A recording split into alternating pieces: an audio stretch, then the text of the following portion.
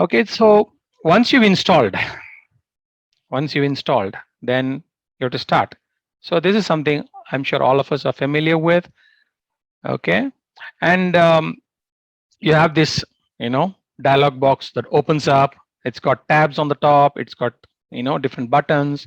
Let's try and understand this. So you've got on the left side, new meeting, join, schedule, share screen. On the right side, because I've already scheduled something, it shows that time is shown, date and shown, and then the next meeting, upcoming meeting is shown with its ID and the timing it's supposed to be. And so we go a little into this now, one by one. On top, if you see in the previous slide I'm showing now, this is the home page. Then on next to that is the chat page. This is how it looks, the chat page. So you've got on the left side, messages, contact requests, all files and yours, and then recent now some of you might be like, what is this? So what are you, I've never seen this. I've never explored this. Try and explore it. Zoom actually gives you an opportunity to, as a company, buy, like when you have many people in the company, in the organization, buy Zoom together, they all are in the network. You can chat with one another. You can chat with one another. You can exchange files and audio messages and screenshot, and you can message each other, and you can invite people to join onto your this group. And like this is, as you see the example there, there's the David is one, and then there is, I formed a group, Palace Road, which is a public group, then FT Teen Mentors. So those are all groups you can form, and you can invite people to be on the group. So even as if there's an impromptu meeting you're starting, you can message, and everybody in that link will get to know through this chat. So that is what this chat is for. Then the next one on top, you see meetings. Now this is where you'll see all the scheduled meetings, the upcoming ones, and the previous recorded ones, and more details on those are there. And this is where you come if you want to start a meeting.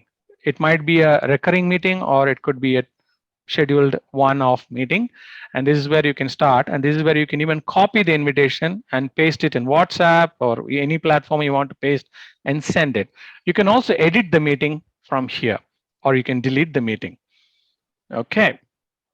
Moving on, the final on the top tab is contacts. Now again, I told you within the company you can have multiple connection and within the organization, or you can invite people who can be part of your contacts. So you can, as you can see, this is not many here. So but if you look down below here, all contacts, company contacts, so this reflects how many accounts are grouped together in this organizational account which I'm part of. So the Bangalore Church has taken all the accounts that we are using and made it into one company contact group, and we are paying one payment. So that's why it is showing here as 12 here. That means I can, they are on my contact list by default. I can also invite people and they can be on my contact list. These are just informations I'm passing. Okay, coming to the home button again. Now I've not used all of this all the time, just there. I'm just sharing with you why it's there. And when you click on the three dot button next to the meeting, you click there, you can see copy invitation is also there, edit is there, delete is there. These are available in different levels. Everywhere you can see this. And then now we go to scheduling a meeting. When you schedule a meeting, you get to type out what is the topic on the top. And then the date, the time, how many hours, is it a recurring time zone, meeting ID. Usually I keep it as automatically generate, unless you want to have this is a personal meeting, everybody gets a personal meeting ID. You are having a impromptu meeting with your own buddies regularly, then you use that. If you're generating a meeting for a Sunday service or a midweek service or a service that includes a larger crowd, always have a meeting ID generated automatically. Security, have passcode always ticked on, and waiting room. By default now these both are needed. Waiting room has to be ticked, passcode is ticked. And if the waiting room is ticked only when you're hosting, you can disable it also. Otherwise you can't disable it, it will become mandatory. And so that's when you will be continuously have to admit people in. So keep that ticked. Then there is video of yours, the host. You get to either say, keep it on all the time when I join in, when I start, or you can say it's off. And participants, how do you want it when they log in? You want it off or on? that kind of option. That is then audio. Again, in India, we do not have joining in through telephone. We'll come to that a little later. It's just computer audio mostly. Okay, and the calendar. Which calendar are you using? Whenever you schedule, it'll use either Outlook, Google, or other calendars, whichever you specify, and it'll go and schedule it. If you want it, it'll log in and schedule this meeting into your calendar directly. That way, you don't have to be reminded or set another alarm for it. It is there along with the login link also. And then you hit the save button, and your meeting is scheduled. This is what you do when you're joining in. You enter the meeting ID, or the name, personal link name is when you're in that group, then your name below, and you can choose to connect audio, turn off the video. Now I know we are getting links now, and we click on links. That directly opens through the browser and asks you to open through the app on your desktop or your phone. But then if you don't have that link and you have the ID and password, this is what you use. Then once you're logged in, you're joining in, you're asked to join in with computer audio. Then you get to test your speaker and microphone, and then you're good to go. You're online. So your name will be displayed. You're there. You're a lonely person if you're alone in the meeting, like me at that time. For a screenshot, I did that. So there you are, one participant it will show, and you're there. So this is like the main room, or I call it as the dashboard. This is where, if you're a host, you're here, and from there, everybody you can see who is joining. Even if you're not a host, this is where you come in. If you've come in early, if the setting is allowing you to come in early. Okay, if you're a host, you want to end the meeting, hit end. As you can see in the previous, there's a red button below. You end meeting for all, and that ends. Leave meeting is when you're joined in and you want to leave meeting. All right. Now, what is PMI settings? That is the personal meeting ID settings. You can go to the new meeting there below there. You click, the tab opens up, and you can, do your settings for your personal meeting ID. You can either have a passcode all the time on or not, waiting room on. Those things are fixed for your personal meeting. Whenever you have your personal meetings, some of these things you can try it out and see how it works out. Just the two of you, some friends, just try it out. Okay.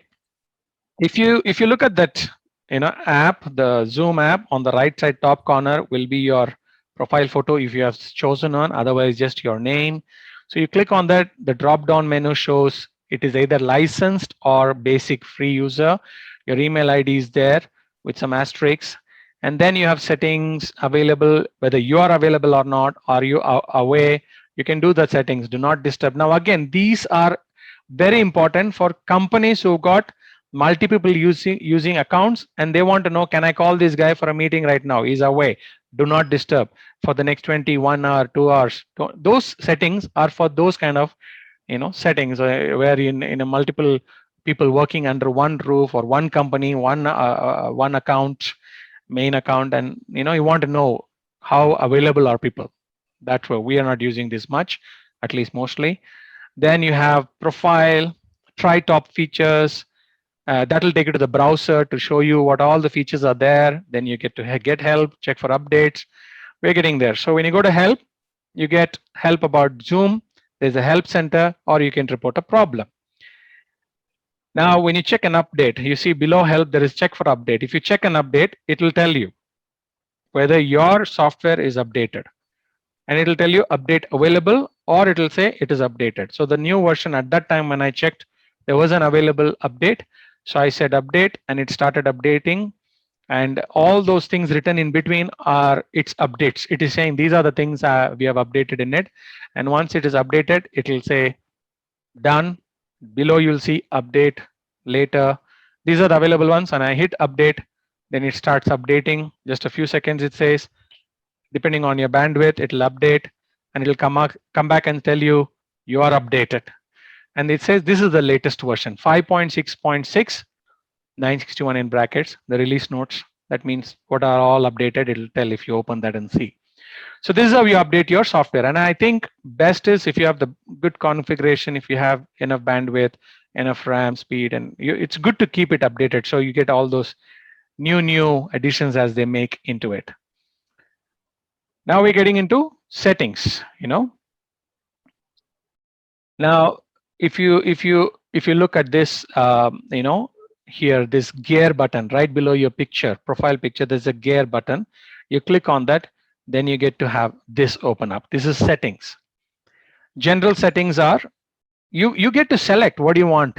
Start Zoom, and I start Windows. That means when your system boots up, Zoom starts and is ready. And or the next option is when closed, minimize window to the notification area instead of taskbar. Use dual monitors. If you've got two monitors simultaneously working, one could be a projector, one could be a laptop, one could be another laptop. Enter full screen automatically when starting a meeting. You don't have to wait for you to double click and make it full screen. You just go to full screen. Then automatically copy invite link once the meeting starts. Always show meeting controls. I keep that always because I need to control. Ask me to confirm when I leave a meeting. That means by mistake, if you hit leave button, then it'll ask you, are you sure you want to leave? So that is the option there. And show me my connected time, how long I've been connected. Remind me 5 minutes before my upcoming meetings. Stop my video and audio when my device is locked. Integrate Zoom with Outlook. And below is reaction skin color. That is the color of your reaction. All right.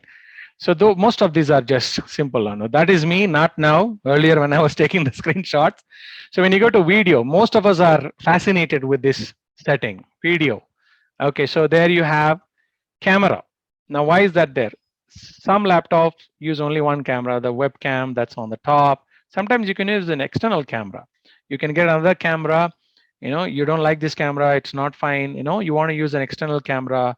You want to move around as you're doing your meeting. You want to move the camera around. Different cameras are there. Sometimes some people want to use Snapchat camera. Yes, you can install Snapchat desktop wala, and in that you can put those filters and use it for fun.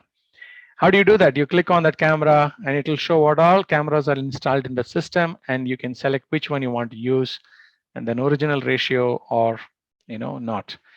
Then mirror. My video shows that how would you look at a mirror. Right now when you're looking at it, it looks like the reality, but then that's sometimes offsetting. So you want to have a mirror image. Okay, I raise my left hand, it should show as right hand, but it shows on the left side. So mirror image. Touch up my appearances, especially for the ladies. If you're in a meeting, you want to look, you don't want that small pimple showing up or little bit of it'll touch up your, it'll be interesting. You check it out, it looks really polished face, and low lighting, high lighting, all those things are there. So that's how you click and select camera. Different options are there. We're going through one by one, little by little. Maximum participant displayed per screen in the full gallery, whether it is 25 or 49. Those are the options. You can select that. Then you go to audio. First it was video. Now you go to audio. Audio is the next one. You can test your speaker. Again, you have to select which speaker. If sometimes you're not hearing yourself, then you have to click on that button over here and select the speaker that is available. Maybe you're not connected to the laptop speaker. Maybe it's an external speaker. Maybe it's your headset. Select which one it is. Check the output volume. Keep it maximum or low, however you want. Same way, select the right mic you want to speak into. Test the mic. It'll record and tell you back, play back how it is. Then either you automatically adjust microphone or suppress background noise, like that. Now, suppress background noise is to cancel the noise in the background. If you put it in auto, it'll take care of itself. But if you're sitting like me next to the road and you want it to be really suppressed, so keep it in high. Then you will not hear people, dogs barking in the bikes going, or you typing also will not be heard. But sometimes if you keep it low, you can hear all the background noises, including if somebody goes to the toilet, flushes the toilet, and you can hear even that in the background. And I've heard it. So keep it accordingly. And those are the options there. Musical and professional audio. Now, what is show in meeting option to enable original sound? Now, no suppressions. Original sound will be heard when you're running the meeting. It is especially for people who are doing either sound checks, a concert, or a musical thing, and it shows when you're doing live meeting, it'll show you options to enable show original sound. Don't do any, suppression or anything. Show original sound. That is how it is. Okay. Next one is share screen. Now, this is interesting, isn't it? This is something we often use. Window size when sharing the screen, full screen, maximize window, maintain current size, or you scale it to fit shared content to the window. Okay, I just lost power right now. No issue. You can't see me, but you can see what's going on. You can hopefully hear me also. Can you hear me? You still able to hear me? Yes, bro. Yes, bro. Yes, All bro. right. Thanks to the UPS for the Wi-Fi, I have recently put. It gives me a backup for hopefully few hours. You don't have to see me, but listen to me. So there it is.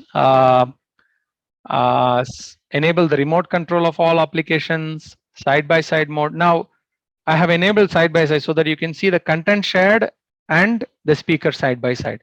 You can change some of these even when you're actually in the meeting. You can remove all that, and we'll come to that. You can silence system notification when sharing desktop. If I'm doing a desktop sharing, like suppose I'm sharing my desktop, there will be a desktop WhatsApp app, which gives up notification. You would have been in meetings where you heard ting, ting, sounds and all. It can actually silence all that if you just click on this. So those are some things there. Share applications will share in individual windows, and when I share my screen in a meeting, automatically share desktop or show all sharing. I keep show all sharing because I don't want to automatically share, and I think that is a safe bet. You don't want automatically share because we don't know how your share desktop is. So keep the second option. So it shows you all the sharing options. Then you select which you want to share. When I share directly, now we're not using Zoom Room, so that will not be a feature we want to look into right now. Okay, chat. Next is chat. Okay, there are various options here. One of the ways I got very comfortable with all this is I kept trying one by one. What does it do when I'm not in a big meeting? By the way, I'll ask my son to log into the other side, and we'll try the different things out. I encourage you to try different things out. Unread messages. If you didn't read any message, you click that. Now you see I'm not clicked it, so it will go down. Some of us have been in meetings where they say, please put your questions or your answers for the games in the chat, and then we're looking, where is it gone? If you click this, it will keep your unread messages on the top. And so it will also show unread messages with a badge, like 1 red color, 2 red color, like that. Move messages with new replies to the bottom of the chat. When viewing unread messages in the channel, start at the first unread, start at the latest, options are there. Push notifications for your device, just like your mobile phone on top notifications come, like that, even in your laptop, notifications will come. It'll come, okay, your meeting is about to start, or different notification that is to do with Zoom. Okay, you can receive notification based on what you want with keywords or replies, and you can say, do not disturb me between this time to this time. Play sound when I receive a new message. Mute the chat notification when I'm in a meeting or an internal call. All options. Background and filters. Some of you had asked, I want to know how you do this. It's very simple. It's there. So you go to background and filters tab, and you got virtual backgrounds first, then video filters. All you got to do is select one of the options there, and that will put a background behind you.